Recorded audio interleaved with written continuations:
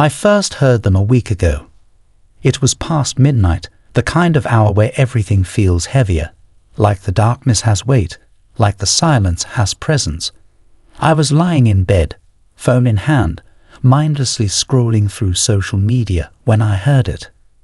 A dull thud, then another, a slow, deliberate rhythm of footsteps above me. I live alone. My stomach tightened. The sound wasn't coming from the hallway or the porch. It was coming from the roof. I turned off my phone screen, suddenly aware of how loud the glow felt in the darkness, like it was giving me away. I listened. Thud, thud, thud. Someone was walking across my roof. I shot up in bed, my pulse hammering in my ears. Every logical explanation I tried to grasp onto slipped through my fingers. A tree branch? No, I didn't have any trees that close to the house. An animal? Maybe. But these weren't the erratic scrabbling of raccoons or the light, skipping steps a stray cat. These were heavy, measured, human. I moved carefully, trying not to make a sound as I got up. I flicked on my bedside lamp and grabbed my phone. The footsteps had stopped. I hesitated, my hand hovering over the curtain. Did I really want to look? I took a breath and yanked it back.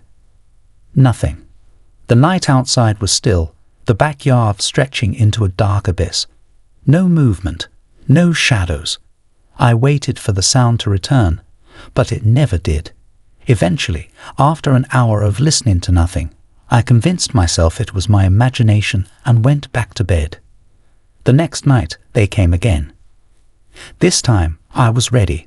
I stayed up, waiting, phone clutched in my hand. Right around the same time, just past midnight, the footsteps started. Same slow, deliberate pacing, same dreadful weight in each step. I shot up, turned off my lamp, and crept toward the window. Heart pounding, I aimed my phone's camera up at the roof and took a picture using the flash. For a split second, the night lit up. The roof, the edge of the gutter, the empty sky above it. I checked the picture. Nothing was there. And yet, the footsteps kept going. The others start noticing. The third night, I asked my best friend Caleb to stay over. "Jude, I'm telling you, it's real," I said as we sat in my living room. The clock on the wall read 11:48 p.m., almost time. Caleb smirked, shaking his head. "You sure you're not just losing it? Stress, lack of sleep, haunted house paranoia." I swear to God, man, just wait. And we waited. Right on time, the footsteps began. Thud, thud, thud. Caleb sat bolt upright, eyes wide. "What the hell?" I nodded. "See." We moved cautiously to the window. I pulled out my phone again, fingers shaking as I snapped another picture. Flash. I checked. Nothing. Caleb, braver than me, unlocked the back door. "Jude, are you serious?" I hissed. "We have to check." We stepped outside, the night air cold and sharp against my skin. Caleb shined his flashlight up at the roof. It looked normal, just shingles and shadows. But the moment we stepped out, the footsteps stopped. We stayed out there for 15 minutes, circling the house, watching, waiting. Nothing. Finally, we went back inside. We stayed up until nearly 3 a.m., but the footsteps never returned. The moment Caleb left the next day, though, I knew they'd come back. And they did. The escalation. By the 5th night, the footsteps weren't just pacing anymore.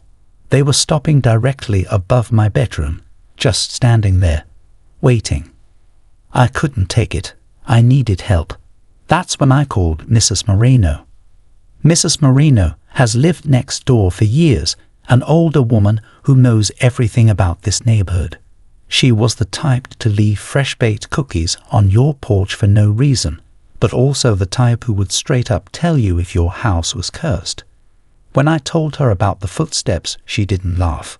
She didn't even look surprised. She just frowned. "That house has a history," she said quietly. I felt a chill.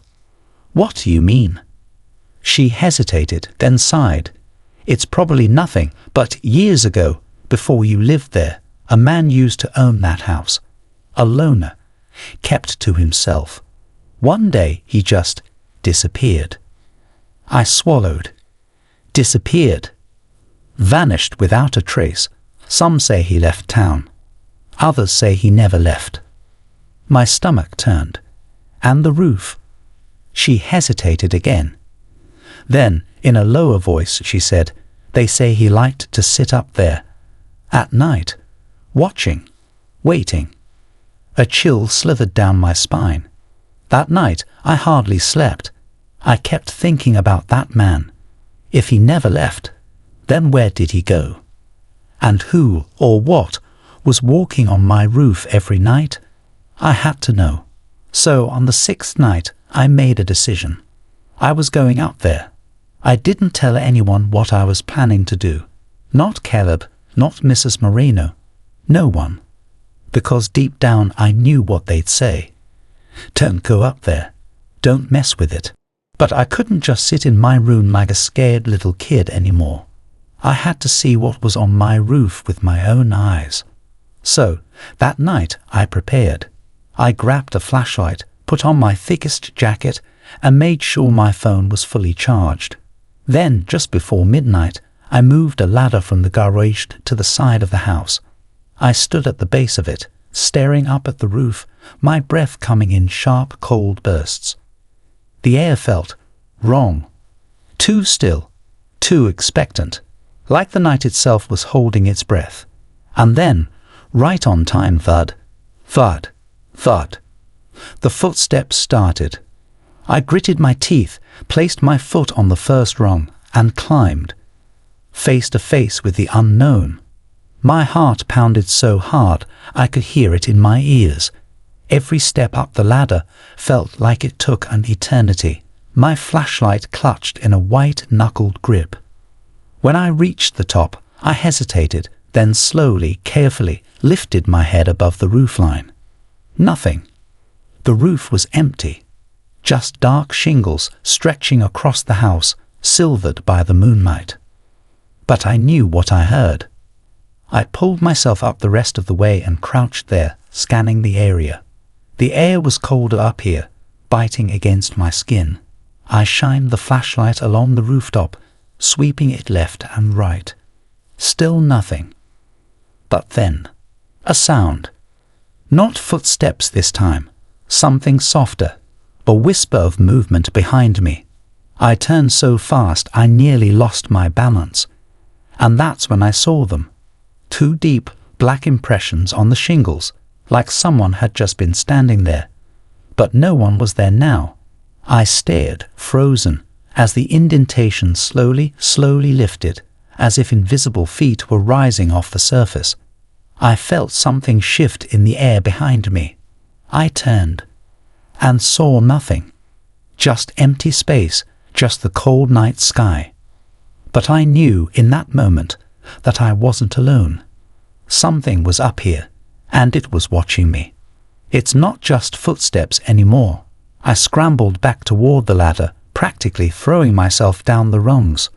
My foot slipped halfway, and I barely caught myself before I hit the ground. I bolted inside, locking every door behind me. My breathing was ragged, my hands shaking. But the worst part, the moment I was back in my room, the footsteps started again. And this time, they weren't just pacing. They were circling. Caleb's warning. The next day, I called Caleb. "You went up there?" he asked, voice sharp. "Yeah," I admitted. He let out a long breath. "Jude, you shouldn't have done that." "What do you mean?" There was a pause. Then reluctantly, he said, "I did some digging. You know that guy Mrs. Moreno mentioned? The one who disappeared." My throat went dry. "Yeah?" Caleb hesitated. "He didn't just disappear. The story goes, someone saw him up there the night before he vanished. He was on the roof, just standing there. But when they looked back up, he was gone. My pulse pounded. Gone. Just like the thing I'd almost seen last night. "Caleb," I said slowly, gripping the phone tighter, "what if he never left?" Silence. Then Caleb said, very quietly, "I think you need to get out of that house." I wanted to agree, but somehow I knew it wouldn't matter. Because whatever was on my roof, it wasn't going to let me go. I should have left. I should have packed a bag, gotten in my car, and driven as far as I could from that house. But deep down, I knew it wouldn't matter. Because this thing, whatever it was, wasn't tied to the house. It was tied to me.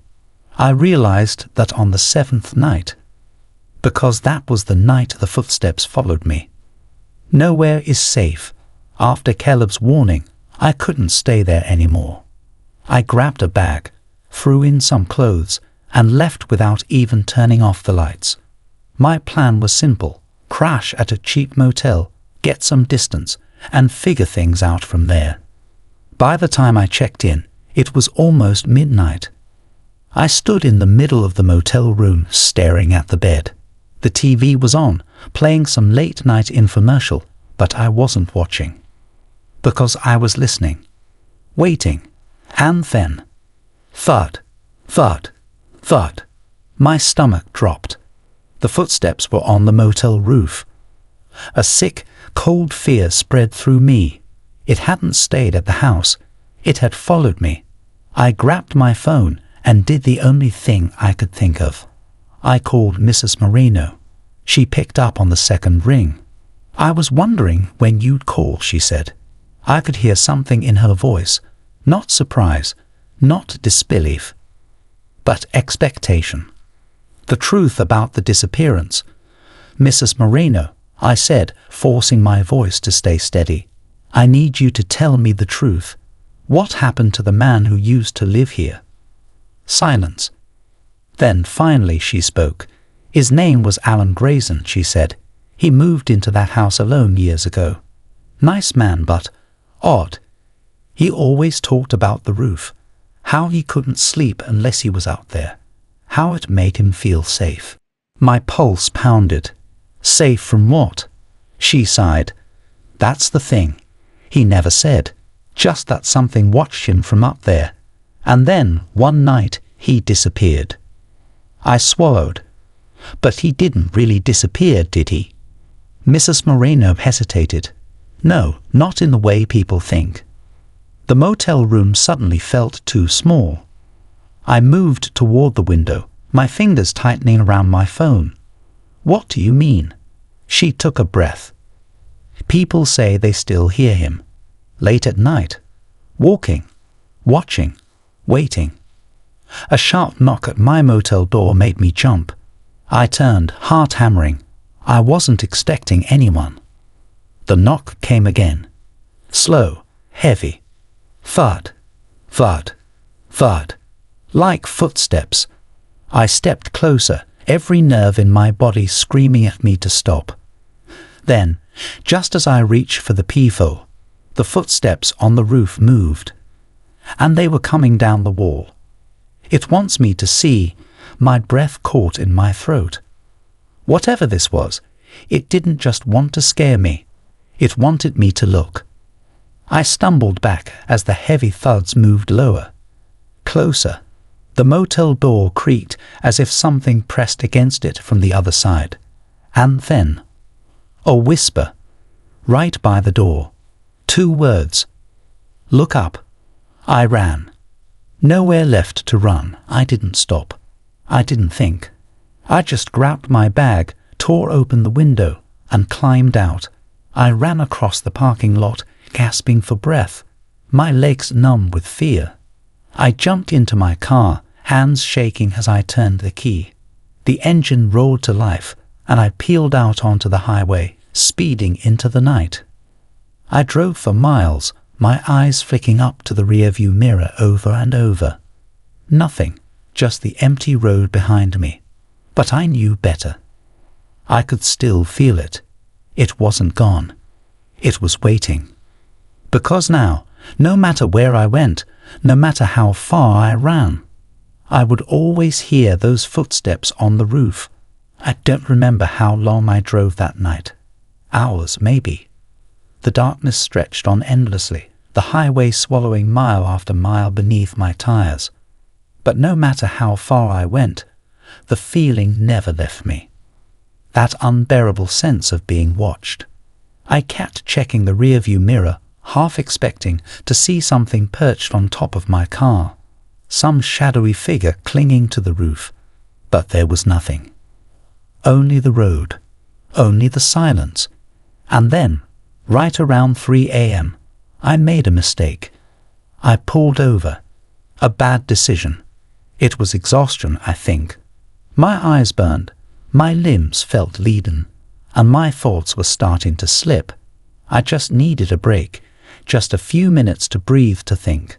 So I pulled into an empty gas station parking lot, killed the engine, leaned back in my seat, and listened. For a long moment there was only silence. And then, thud. I froze. It came from above me. Another step.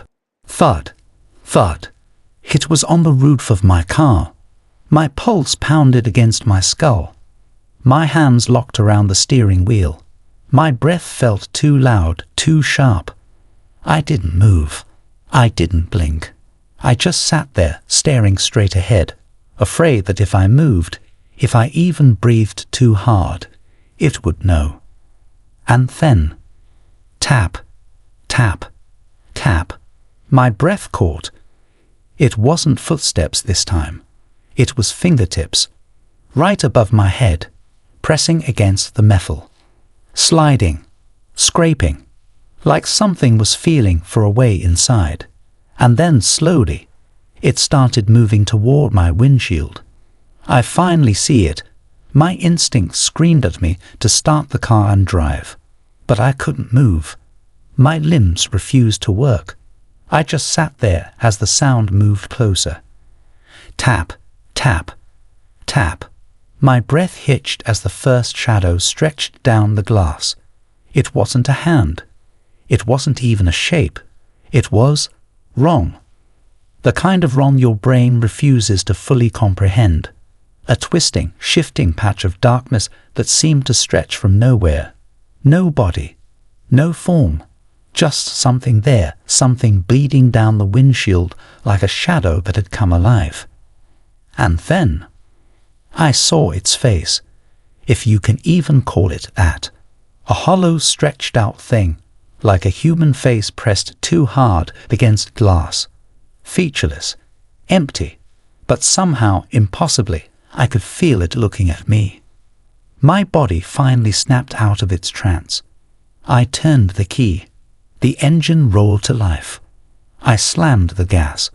The tires screamed as I peeled out of the parking lot, my vision blurring, my heart slamming against my ribs. I didn't look back. I didn't have to. I could still hear it. The sound of footsteps on the roof of my car, pounding faster, harder, like it was running after me. The final answer. I didn't stop driving until the sun rose.